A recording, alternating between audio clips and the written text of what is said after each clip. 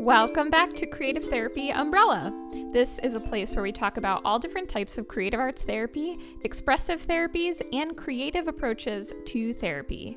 My name is Kate Shannon. I'm a licensed clinical professional counselor as well as a board-certified music therapist, and I am your host. I'm very excited to have Lindsay Bryan-Podvin on this episode today as she talks with us about financial psychology and the impact that money can have on people. She talks about how money and finances can impact our clients, how we develop our mindset about money at a super early age, and how money and finances can affect us in our jobs as clinicians and within community mental health as well. This episode is so fascinating in all of the different things Lindsay takes us through.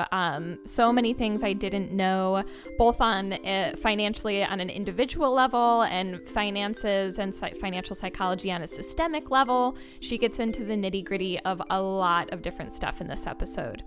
So Lindsay is a biracial financial therapist, a speaker, and she's the author of the book called The Financial Anxiety Solution. In her therapy practice, Mind Money Balance, she uses shame-free financial therapy to help people get their minds and money in balance. She's expanded her services to help private practice therapists with their money mindset, sustainable pricing, and authentic marketing so that they can include financial self-care in their work. So important. So Lindsay is also the creator of the Mind Money Balance podcast. I highly recommend going and checking out that. It has so many great episodes, as well as you'll see this in the show notes too, but she has a free financial archetype quiz on her website. That's so much fun. We talk about it in the episode, so definitely check out our show notes. Follow her on Instagram, check out her website and all of her services. And before we dive into the episode, I'd like to take a moment to thank our sponsor for today's episode, which is MTPC. That is the Music Therapy Podcast Collective, which you've probably heard about, especially if you listened to last week's episode. They are sponsoring the next 2 weeks of our episodes because there are 7 pod courses that are all on sale for $20 off. So if you are a listener, which I'm assuming you are because you're hearing my voice right now, you can get CMTE credits if you are a music therapist. You can get continuing education credits for episodes that you've probably already listened to, which is really awesome. And so if you didn't check out last week's episode, you can go hear a little bit more about the 3 new pod courses that were released, Developing Your Inner Music Therapist, and that's with Brian from Voices of Music Therapy. And then the second one is Therapeutic Relationships and Inclusive Spaces, and that's with Haley and Kimberly, and they are from Able Voice Podcast. And then lastly, we have Neurodiversity and Disability Culture in our music therapy practice with adults with IDD, and that's with Bonnie from Navigating Adulthood in IDD. All 3 podcasts are amazing. They are amazing people. Their workbooks and the content that they created is absolutely phenomenal. Like, I am beside myself and just looking and getting to be a part of this process through MTPC, and it's been just so amazing. And these topics are so important in our work. They are so important for our work. So there will be a link in our show notes to check out mtpc.com. It's mtpodcastcollective.com. And all 7 of the pod courses that are up in our shop are $20 off for 2 weeks. So go check those out. Don't wait. And thank you, MTPC, for sponsoring this episode. All right, without further ado, let's head into the episode. All right, Lindsay, welcome to the podcast. Thanks, Kate. I'm really happy to be here. I am pumped to have you here. Thank you for coming and spending your time with us and talking about this really exciting topic. Nobody has covered this yet on the podcast, so it's going to be great to hear more about it. So thank you for taking the time to be here. Oh, love talking about this. Happy to be here. Awesome. Good. Well, for our guests, can you tell us a little bit about what you do in your work? Sure, of course. So I am a financial therapist. My background is in clinical social work. I have my master's in social work, and I sought out additional training in the psychological side of money. I have a certificate in financial social work, and I'm almost done with my certificate in financial therapy from the Financial Therapy Association. So in my work, I really help people at the intersection of their mental and emotional health and their relationship with money. So in my office, virtually as it is now, I help people less with the how to make a budget and what's going on that's preventing you from making a budget. What are the things that are getting in the way of you interacting with your money in a meaningful way? And outside of my clinical work as a financial therapist, I provide consulting to other private practice therapists. And so many of us have been fed this message that you can't be a good clinician and make money, right? We've all heard a version of like, you didn't go into this field to make money. You didn't choose this field because money is important to you. And so oftentimes we struggle with charging sustainable rates. So I provide consulting for folks who are experiencing the need to have a sustainable practice that doesn't burn them out. And that usually means having a financial safety net and practicing financial self-care. So that's a little bit about me and my work. I love that. Oh, so much of that it's so cool and just such an interesting and niche topic that's so important. And I feel this so much too, because I literally just opened a private practice, and it's so navigating, being in a helping profession when you just care so much about the people that you're supporting, but there's a money part of it too. And then your own stuff is tied into that of, there's just so much in that dynamic that it makes so much sense of having somebody that you can consult with, reach out to, and talk through that with. I can see that being so beneficial for so many people who are starting private practice or have had one going for a while and just haven't tackled that yet. Right. Yeah. Awesome. Well, can you tell us a little bit more about what is financial psychology? What does that look like? What's kind of the nitty-gritty of that? So financial psychology and the way that we use it in financial therapy has been around for a really long time, but it wasn't in the hands of therapists. This information, these studies, these techniques had all been in the hands of behavioral economists, marketers, sales folks, business folks. So this information has existed. We've always known that there's a connection between our emotions and our money, but for a variety of reasons, therapists weren't included in it. And so to me, financial therapy is equipping therapists with the knowledge and skills to help them help their clients with the thoughts, feelings, and behaviors associated with their money, which we all know impacts almost every aspect of our life. And as therapists, we're trained on a lot of different things, right? We can specialize in trauma, in sex therapy, in inner child work. We can do all sorts of different interventions and hold space for people in meaningful ways. And yet when it comes to money, there are so few of us who've gotten that training. And honestly, it's not for really a lack of trying. I know when I was in grad school, the only time we talked about money that I can exclusively remember was in a death and dying class when we were talking about wills and trusts and durable powers of attorney. And it was just like this little blip on the radar. But every other message I got in grad school was, you didn't choose this field because money was important to you, or I don't think social workers who go into private practice are real social workers. At my first job, when I tried to negotiate a raise, I was told I should be grateful to have a job in social work, right? So these are the things that even if we think in our bones and our gut, somatically that something is wrong with the way that we're compensated financially for our work, our field reinforces that we should be paid pennies on the dollar, that we should be thankful to have a social work job, that we didn't choose this field because caring about our financial well-being was important. And to me, I think we really need to shake up the narrative that says therapists, who are almost all at least master's level trained clinicians, many other folks have PhDs and MDs, but we at least have 6 years of secondary education, plus another 2 years of some sort of clinical internship, plus we sit for a test, plus we do continuing education. We deserve to be compensated, not just with feeling good about the work that we put out in the world, but we shouldn't be stressed financially. And I think we really need to, as a collaborative, as a profession, really advocate for fair wages. So I know I went off on a tangent about what financial therapy is and financial psychology is, but I bring it up because I think, our field was really designed for our work, I can only speak for myself coming from the background of social work, our work was really rooted in doing good volunteer work. It was really rooted in it being women's work to take care of folks who were struggling. And to me, that foundation really set the tone for the rest of our profession. And I know that counselors and psychologists also have similar kind of backgrounds in their professional fields, though not identical. Mhm.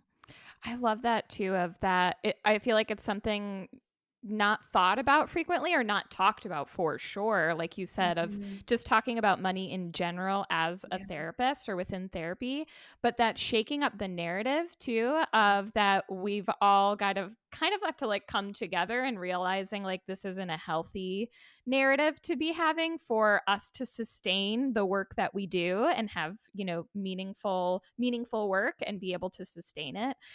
What are ways of that we can shake that up, that you found that work in shaking up that narrative, whether it's at the smallest level of an individual or systemic? What does that look like? Yeah, that's a really good question. And I appreciate you bringing up the different ways in which money shows up in our work and how we, as individuals and as a profession and as a society, can tackle this problem.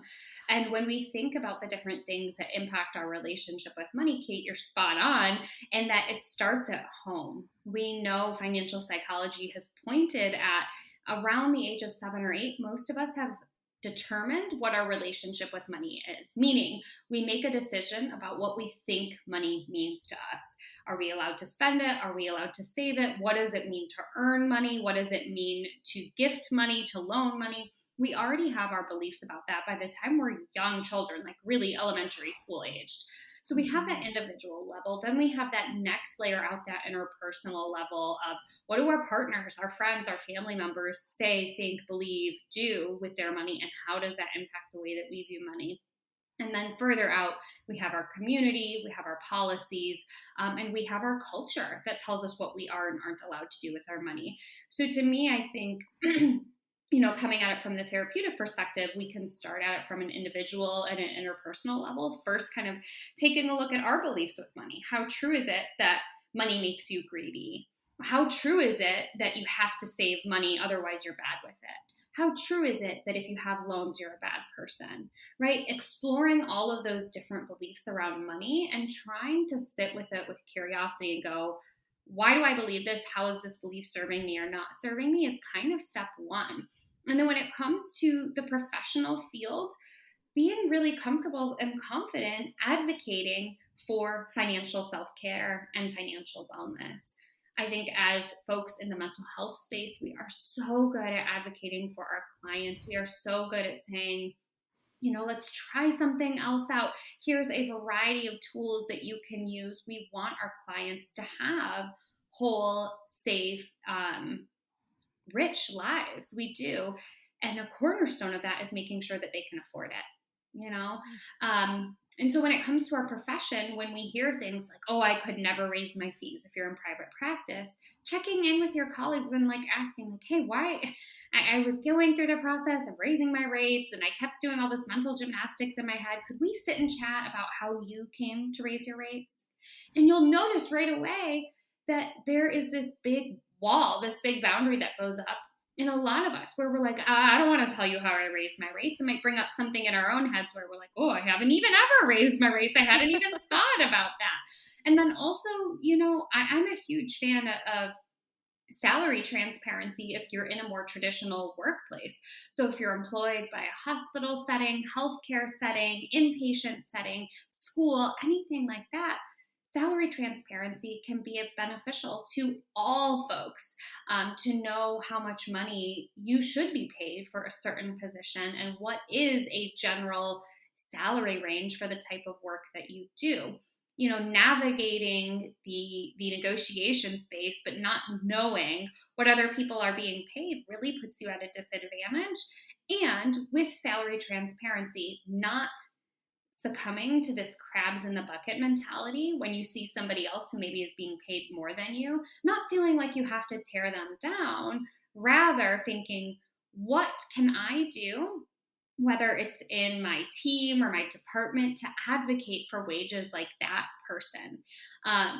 because what we want to do is really lift and elevate the field as a whole. And by saying, oh, they're paid too much, that really harms us and really continues to fulfill this prophecy that we don't deserve a good living.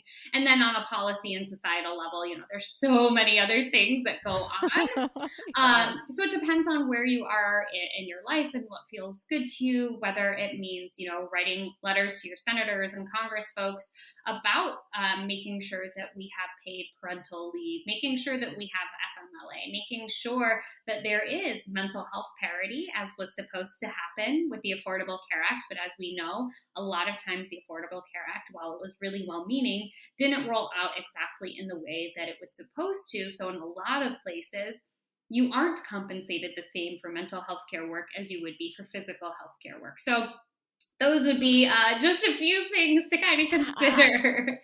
I love it. Those are also actionable too. I love how they're all concrete and actionable pieces. Something that you said that I think really stuck out, a couple things, but the crabs in the bucket analogy is so, I feel like it seems to be talked about now more frequently and not necessarily applied to this topic contextually, but it's just that scarcity mindset that can actually do so much more harm if we are tearing other people down out of, I think of it's almost reacting versus responding in wait a second, this is not this person and this is not that. How do we look beyond that and respond to the situation, that advocating that everyone should get higher, versus they're getting paid too much, which is a small difference, but a huge difference at the same time. Yeah, absolutely. And we see that, on a national level right now at the time of this recording. There are a lot of arguments about minimum wage going on. And you've got people on one side of the aisle who are saying, yeah, you deserve to be paid very little money. And then on the other side of the aisle, you have people saying, no, if you pay people a living wage, then they can actually go out into the community and can contribute to a sustainable economy. So, right, we have these kind of battling forces, these forces of opposition, rather than saying yes, all humans who do work deserve to be able to afford their life. To me, that isn't a radical concept. Mm-hmm. Yes. And that it's basic. It feels like it's just basic human rights to be able, if you're out doing your stuff, why wouldn't you be able to have a livelihood and be able to just, in most cases, sometimes not even thrive, but just survive is hard enough with, even with minimum wage rising. Yeah, exactly. Yeah. As you said, it's a human right. It should be human dignity. But if you're working a full-time job, however that's defined in your industry, that you can financially take care of yourself. That was the whole point of minimum wage when it started out, was that workers could financially support themselves if they put in a full week of work. Yes. I love that too. That's funny. I've never thought about that, of minimum wage has a minimum for a reason. Right. If it was just about paying whatever, it would just throwing money at something, there wouldn't be a minimum, but that's there for a reason. And it has not gone up with inflation the way it should have. No, definitely not. Yes. A couple of the other things that you said I really love too, just how all of those different spaces, which I think feels really great to hear too, when thinking about this topic of knowing okay, this isn't just individual. There are so many ways that this topic is kind of just permeates everything that we do. But I'm wondering if you find that there are common fears, and we've kind of touched on a couple, but common fears or common misconceptions that therapists specifically have about money, about private practice, about, I think we touched on some of them, kind of what's culturally in our culture that we get ingrained with. But what are some of the most common ones that you come across? The two ones that come up right away are a version of, I'm just not good at money, right? And that can sound like a lot of different things, but oftentimes it sounds like, I chose this field because I didn't like math, right? Or that so much. I had to do some kind of math in a session yesterday and just stared at it and was like, I'm not a therapist. I didn't do this because I like math. And it was funny. Yeah, that comes up all the time. It comes up all the time. So it's some sort of version of, I chose behavioral and emotional sciences for a reason, right? Mm-hmm. And in that belief, we tell ourselves that money is out of our reach, that we can't engage with it, or we can't handle it, or we're not smart enough. And if we strip away that, I invite therapists who have muttered those words, I'm just not good at math, therefore I'm bad at money, to really sit with that statement and explore it the way you would in a cognitive behavioral therapy session or a self-compassion session with a client.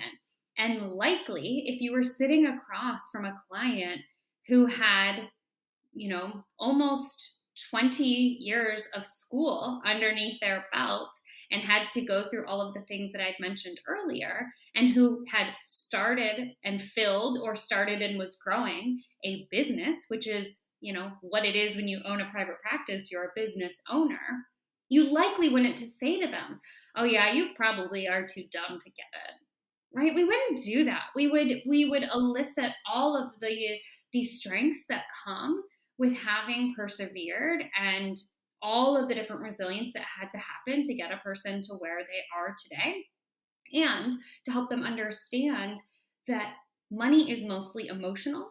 And as therapists, we get the emotions so well. In fact, we should potentially even be better at money than other folks, because we understand the psychology of behaviors and habits and goal setting and all of that. So when somebody says that myth, I'm just not good at it, math isn't my thing, I invite you to kind of push back against that.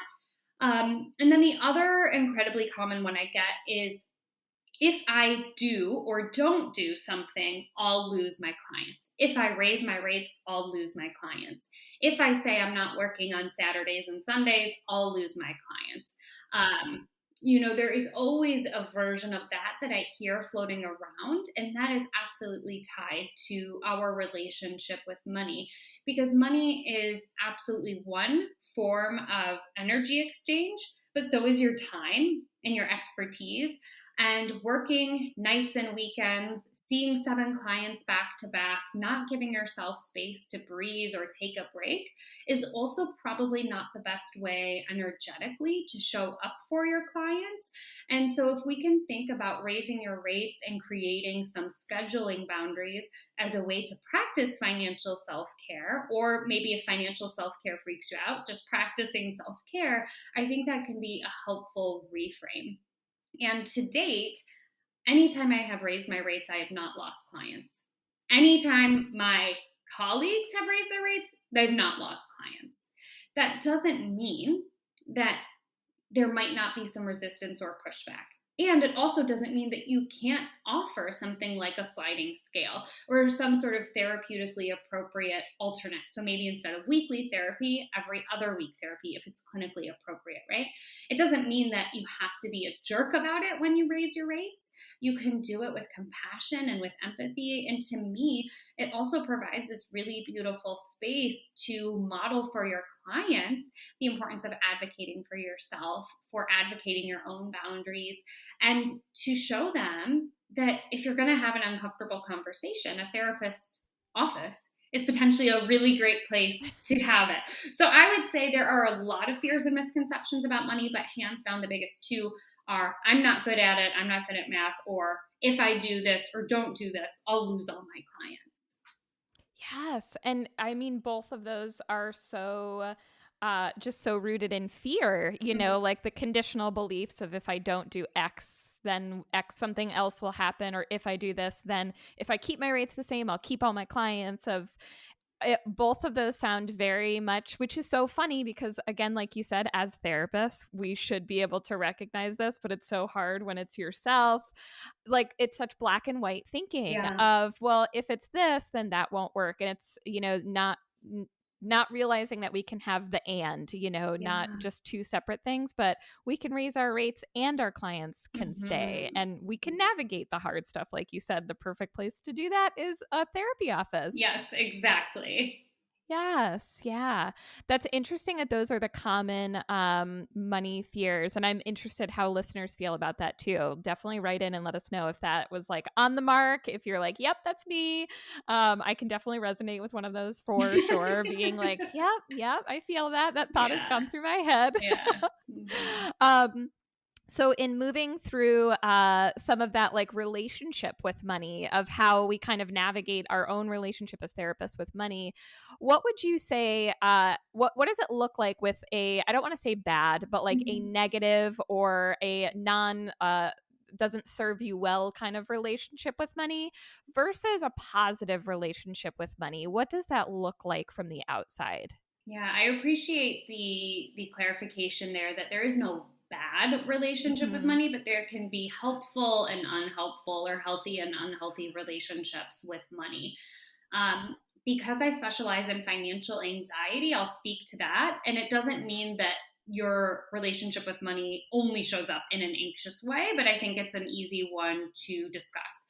So, when we think about financial anxiety, it is this sense, much like traditional anxiety, of feeling nervous, on edge, worried about making a financial choice, decision, or having anxious thoughts related to money.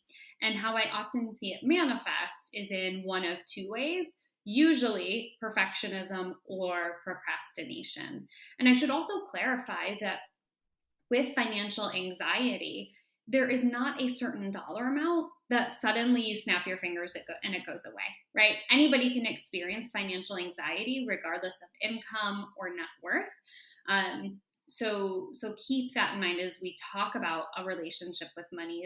Is we all experience a different relationship with money regardless of how much of it we have or don't have. But when it comes to financial perfectionism, this often manifests in kind of those checking behaviors, like constantly refreshing your banking app, checking your Stripe or PayPal to see if payments went through, making sure that you have your money ready and set aside for taxes.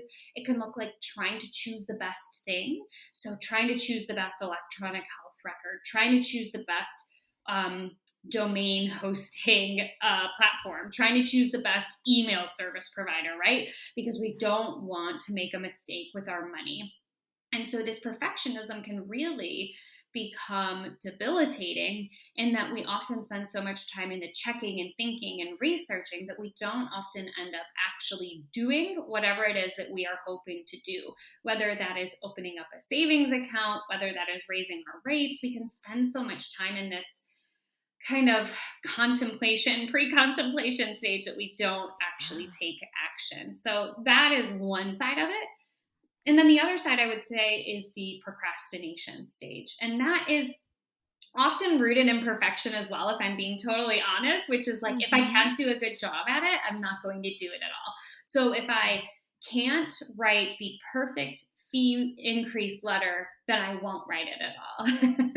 Yeah. Right. So financial procrastination looks like not starting on a financial task because you feel anxious about it. Again, if we're thinking about the realm of financial anxiety. And of course, outside of financial anxiety, there are lots of ways that an unhealthy relationship with money can show up. It can show up as kind of spending without thinking, right? Being so uncomfortable having money in your possession or feeling like you don't want to deal with it that you spend it. And it's often subconscious, like you're not consciously going out and being like, oh, I don't like having money in my bank account, I'm just going to spend it all. But it's more of, ooh, this feels bad. Oh, I can buy this thing, I can go on this vacation, I'm sure it'll even out. Like it's a little bit of this kind of one eye closed relationship with our money. So Mhm. that kind of spending without thinking. Other ways that our unhealthy relationships with money can show up is kind of a chasing of money, trying to constantly find new streams of income, constantly cutting coupons, constantly feeling like you're on edge with money, or feeling like you don't have enough, but there's no real why behind that behavior. So those are a few ways that an unhealthy relationship with money can show up. And everybody's Mm. healthy relationship with money is certainly different. Mhm. But for me, I kind of define it as feeling like you're in control of your money instead of the other way around. Mhm. So that difference of like, even just imagining that like chasing, you're chasing coupon cutting and coming up with the next thing that you can do or the next big idea that will get something that's driving you so much versus being on the front end of it and maybe like getting that idea, but being like, you know what? I don't need to clip coupons because I'd rather do X with my time. So Right. that difference of like awareness that you're the driver in the car versus that fear or that anxiety, whatever it is about money. Right. Exactly. Mm-hmm. Awesome. That is a super clear. It's super clear to see that difference. I feel like the way that you explained it, that unhealthy versus healthy, that healthy versus Mhm. unhealthy view of money and how it can drive so much of what we do. I love all the examples that you gave because you can really see how much money just permeates everything that we do. And so, making sure that we are checking in with that relationship because it just factors into so many things that we do. Yeah, yeah, and that's the thing about it is that we interact with money daily.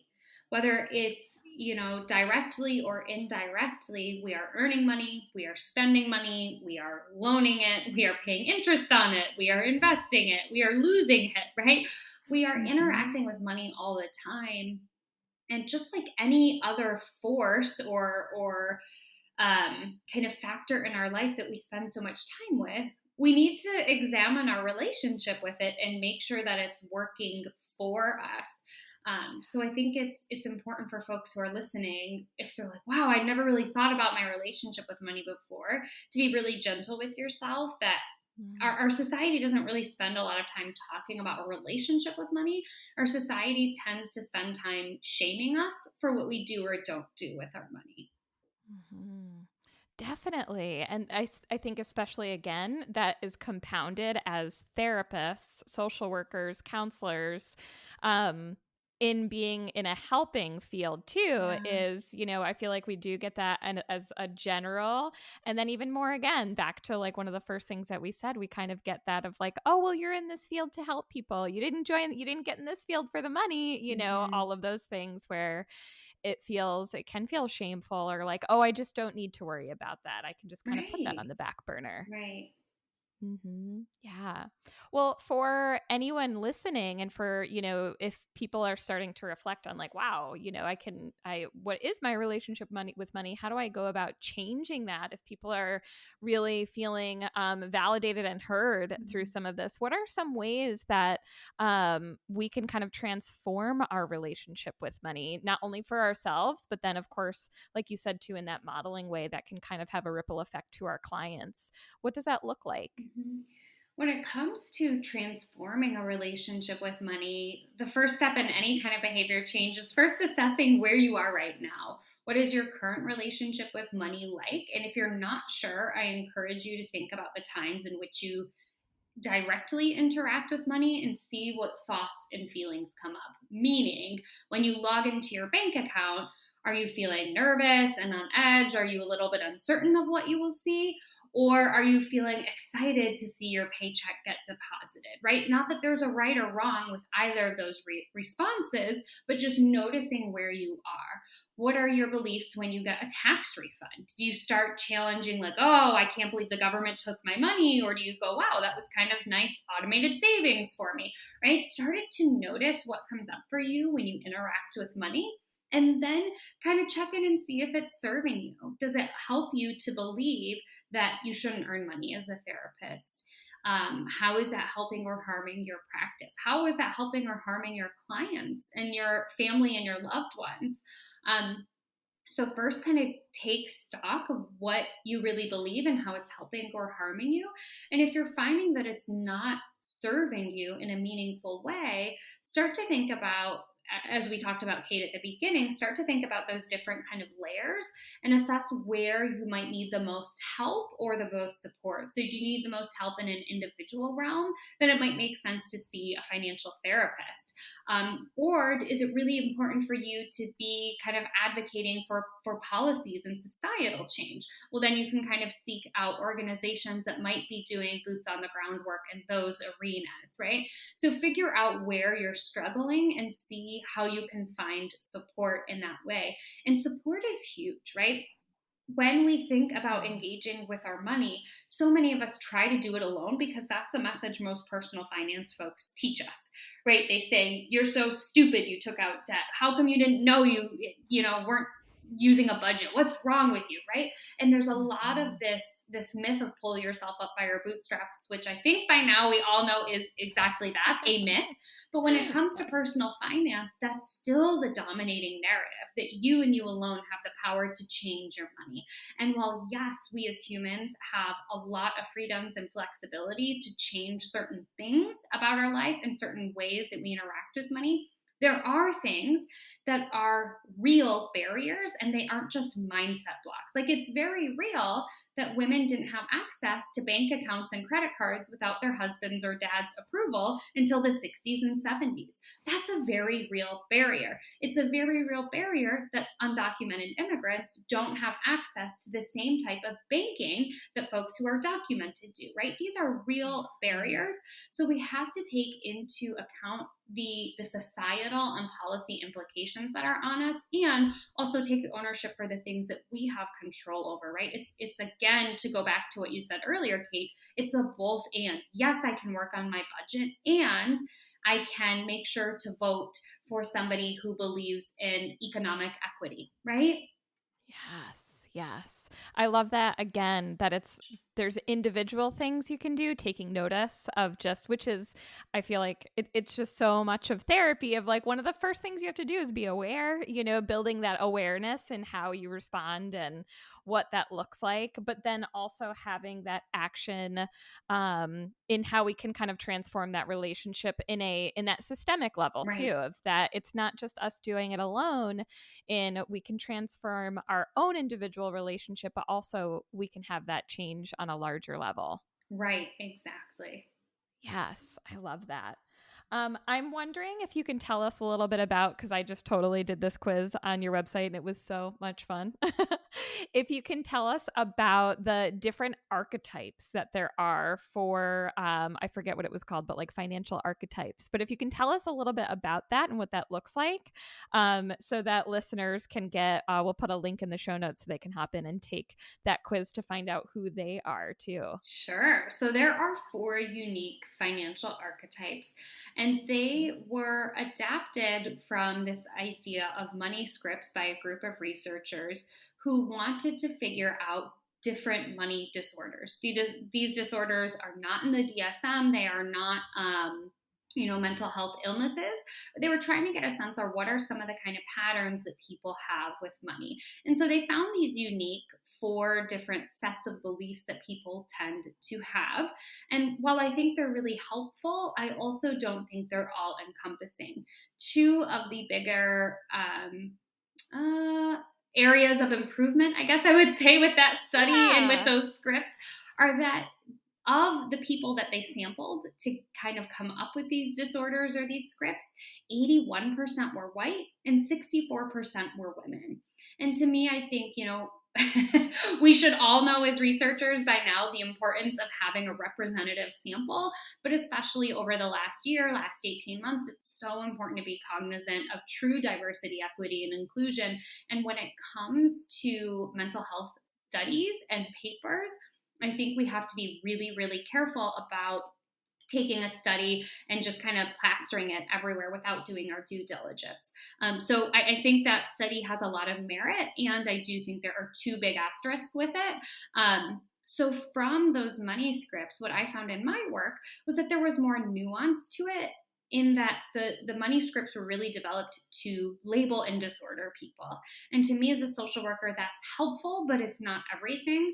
One of the core beliefs in social work that we are trained on are, what are your clients' unique strengths and what are the skill sets that might be overlooked? And I think with each of these different archetypes, there are strengths. There are things that we can do really well, or ways that we interact with money in a really beautiful and powerful way that weren't being accounted for in that study.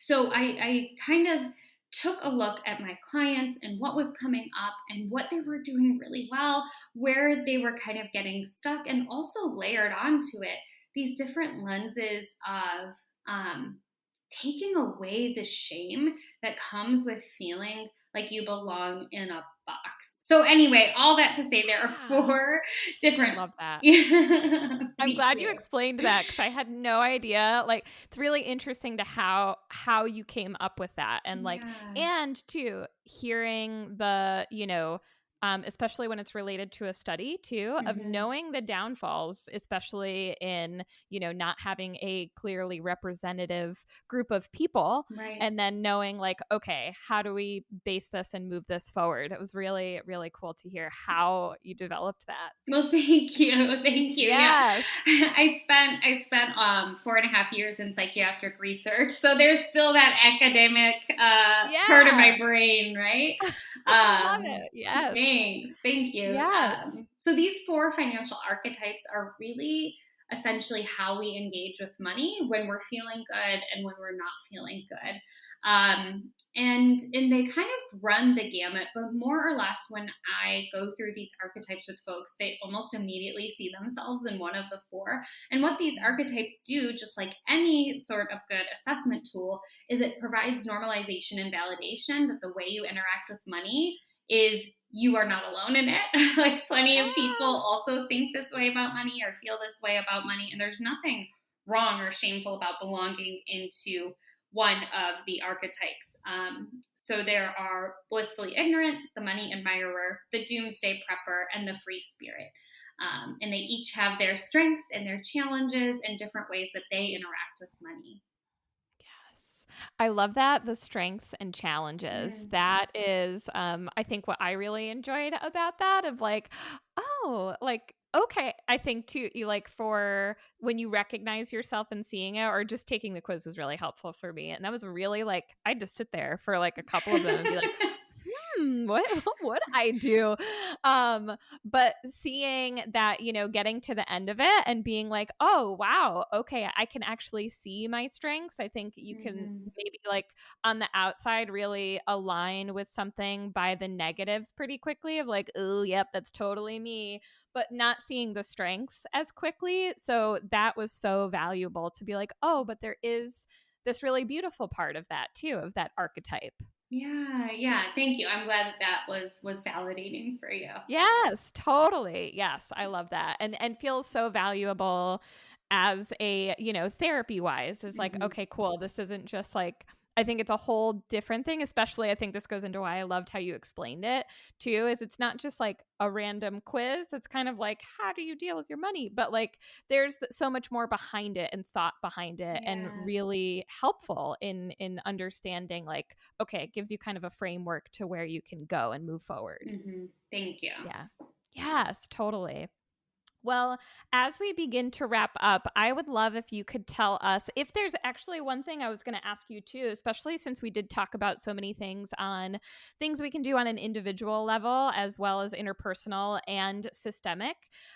If there are any organizations or if there are any things kind of on that larger level, if people are looking to get involved with different things, anything that you recommend or any places that you would tell people to go seek out? Yeah, it's a really good question. So, my philosophy is to kind of keep things within your community.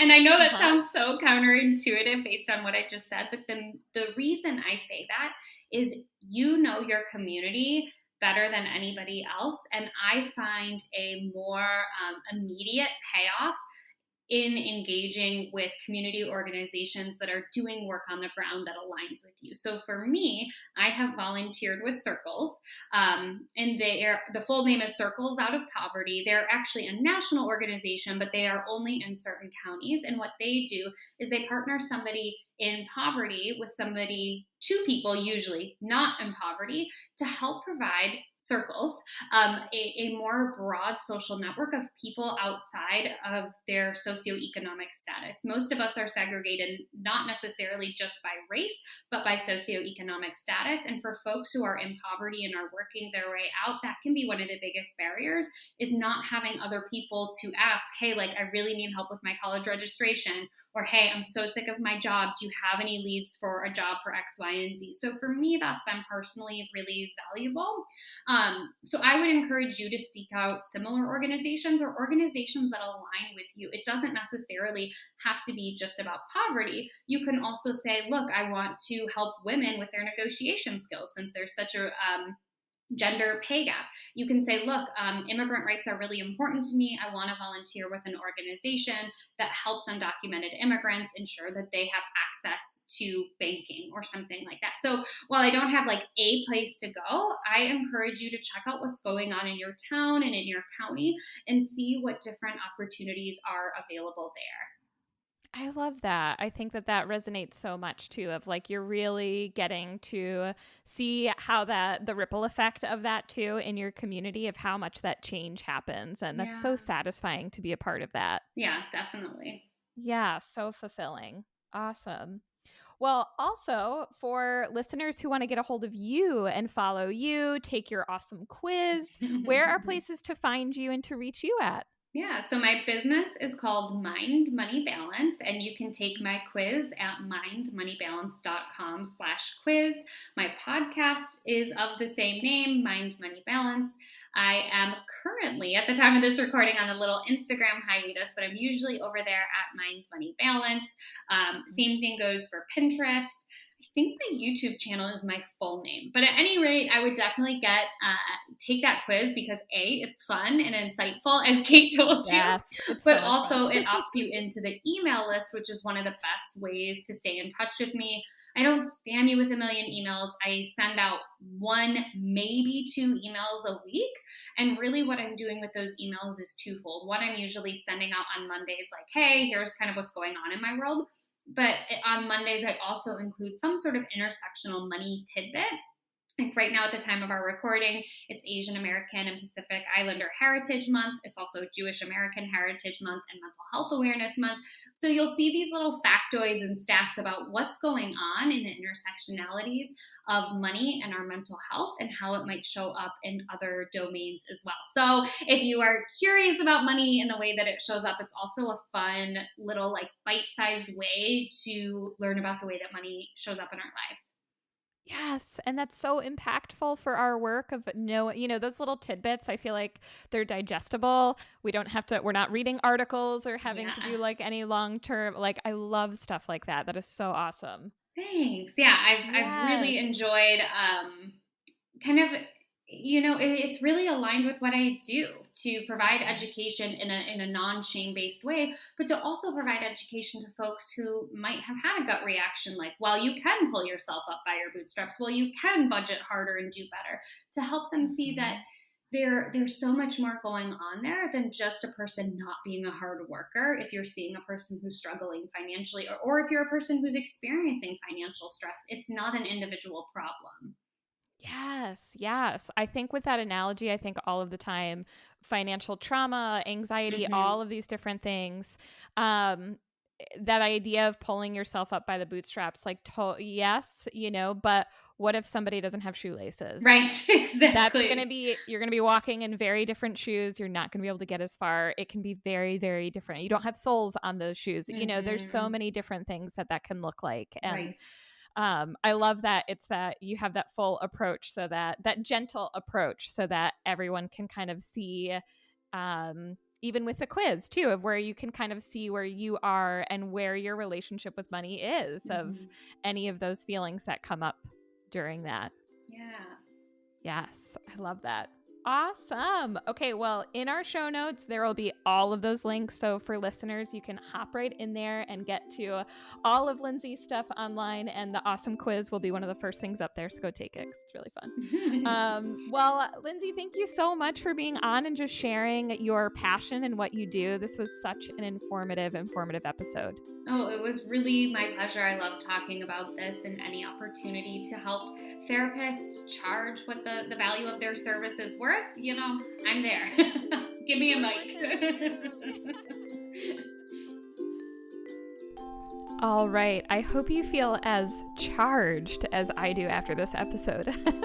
I love this topic. I think financial psychology is something I never knew I was interested in until I landed on Lindsay's Instagram page, and then just reading through her blog and her podcast and everything, I was like, oh my gosh, this is fascinating. So I get so excited hearing about this topic and how it applies to us as clinicians and all the different types of work that we do, whether we are in private practice or community mental health, and if this applies to our clients or if it applies to ourselves. It's all important. So thank you again to Lindsay, and please check out those show notes as well. Lots of links and fun stuff in there. A shout out again to our sponsor, MTPC, for sponsoring this episode. And don't forget to check out the pod courses that are on sale for 2 weeks for $20 off. If you're a music therapist, you get those CMTE credits pre-approved. Otherwise, sending you lots of warm thoughts, and of course, be creative.